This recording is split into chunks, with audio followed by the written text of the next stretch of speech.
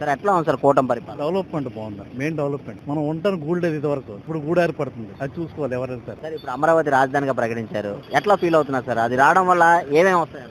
అన్ని వస్తువులు వస్తాయి. ఇంకేంటంటే మనకి అక్కడ అమరావతి రావటం వల్ల అందరికీ కూడా మేలు జరుగుతుంది, ఇందులో ఏమాత్రం డౌట్ లేదు. సార్ ఇప్పుడు మోడీ గారు కూడా ఫుల్ సపోర్ట్ చేస్తారన్నారు అమరావతికి రాజధాని. డెఫినెట్ చేస్తారు కూడా. ఇప్పుడు లోకేష్ గారు ఉన్నారు, ఐటీ మినిస్టర్ గా ఉన్నారు, ప్రతి కంపెనీలు తీసుకొని వస్తున్నారు. మనం చూసినట్టయితే ఎల్జీ కూడా తీసుకొని వచ్చారు. ఇవన్నీ చూస్తుంటే ఏమనిపిస్తుంది సార్? డెవలప్మెంట్ దాన్ని బట్టి డెవలప్మెంట్ అంటున్నాను నేను. డెవలప్మెంట్ కావాలంటే అన్ని కంపెనీలు మన ఆంధ్రాకి రావాలి. అయితే చంద్రబాబు మీద నమ్మకం ఉన్నారు సార్, 4 సంవత్సరాలు డెవలప్ అయ్యే అవకాశం ఉన్నాయి. 100% ఉన్నాయి సార్. రోడ్స్ ఎట్లా ఉన్నాయంటారు గతంతో పోలిస్తే? చాలా బాగున్నాయి. గతం ఎట్లా ఉండదు? చాలా గుంతలు ఉన్నాయి. 3 రాజధానుల కన్నా ఒక రాజధాని ఉన్న వల్ల మంచిది అంటారు. అదే మంచిదండి.